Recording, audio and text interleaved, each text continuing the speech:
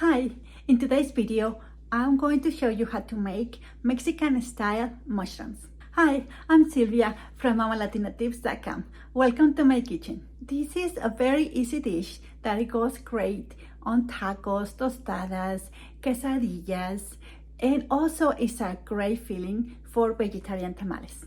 I will give you the ingredients as we use them on the video, but you will find the complete list in the video description below as well. Place 24 ounces of your favorite mushrooms in a bowl. I like baby bella or cremini, but you can choose your favorite. Cover them with water.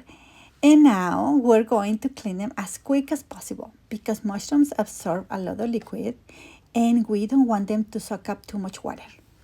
So as you can see here, I'm just cleaning them quickly. I'm removing the little bits of dirt on top and immediately taking them out of the water.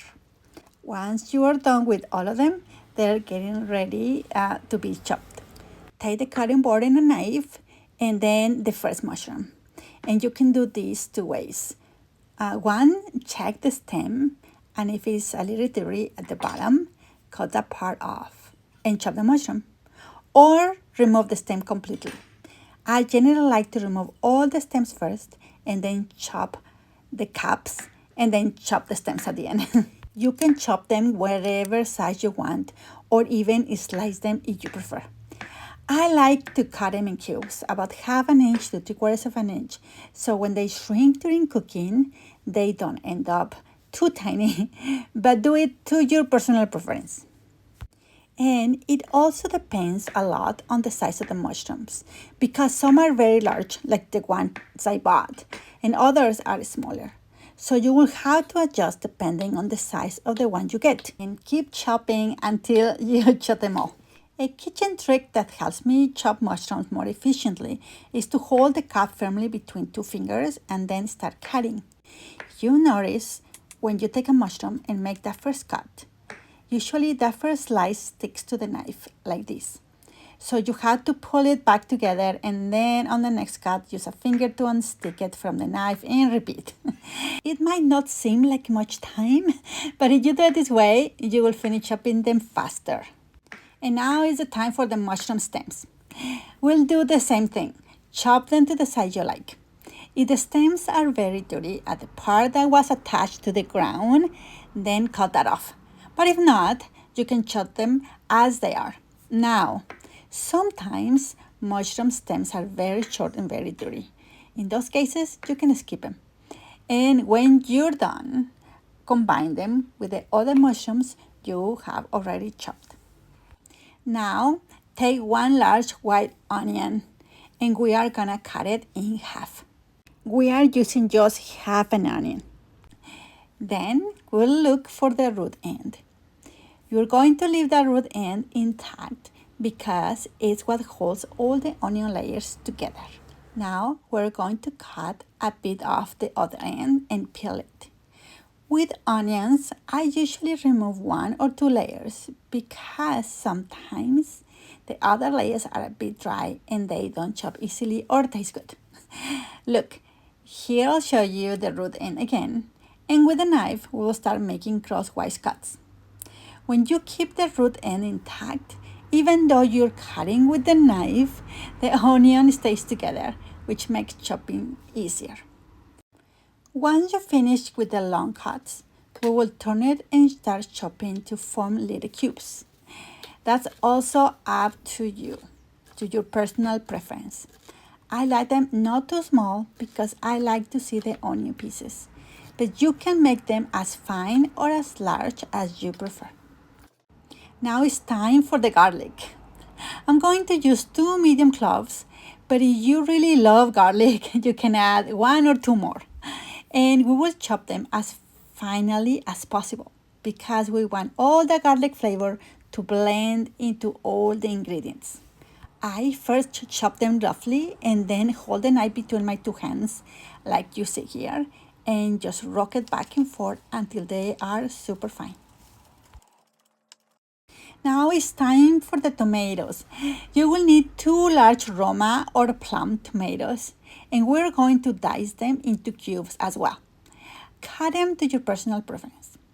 I like to keep them not too small because they will also shrink when they cook. And I like seeing them scattered throughout the mushrooms. Now we will put them in a separate bowl to have everything ready for the next step. Now take a serrano pepper, remove the stem, and slice it in half. I love serrano pepper for this recipe because it gives such a nice flavor and it's not that spicy. But if it's too spicy for you still, you can skip it. Add 1 tablespoon of olive oil or any oil you prefer to a hot pan. And then we're gonna wait again to heat up.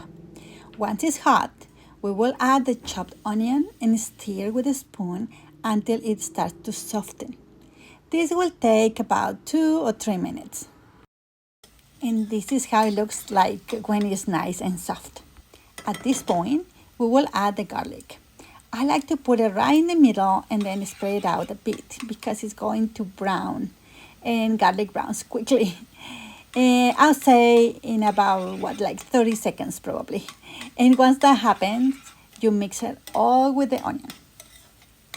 After another 20 to 30 seconds, and while stirring constantly, so neither the garlic nor the onion burns, we'll add the diced tomatoes and the pepper cut in half. And we'll stir everything really well so the onion combines nicely with the tomatoes. At this point, we will add half a teaspoon of fine salt and stir well. And we keep stirring so the tomato starts to cook and get a little soft.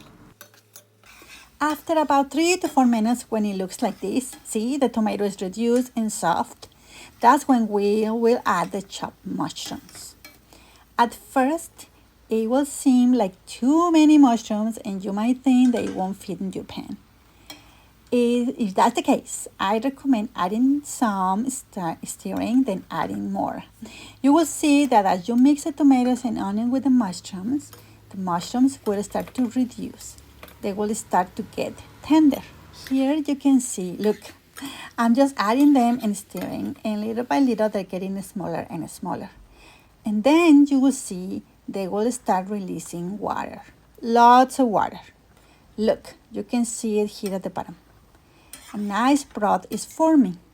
Don't throw it out. Don't freak out. Leave it there because what happens is that broth is going to absorb the flavors from the pepper and the onion and the garlic and the salt that we have already added. And it's going to create even more flavor along with the mushroom. Keep stirring. Set it to medium-low heat and let it simmer until the liquid has reduced by about half and all the ingredients are well combined and tender. And while we wait, grab a handful to your taste of fresh cilantro that has been washed and ready and chop it up finely. Let's go back to the mushrooms. See how the broth has already reduced? At this point, we'll taste for salt because we haven't added much, just that half teaspoon at the beginning. Because we need to wait for the mushrooms to reduce so we don't oversalt. Add more if needed. And then we will add the chopped cilantro and stir. And that's it. We have our Mexican style mushrooms ready. And this is how they look when they are ready. Beautiful, right? And they smell so delicious. Now you can eat them in tacos, but they're also great on tostadas. These mushrooms also make a spectacular filling for vegetarian tamales. Though my favorite way to eat them is in quesadillas. What do you think of this dish? How you are going to serve it? Here are more tips and recipes for you. And I'll see you on the next video. Bye bye.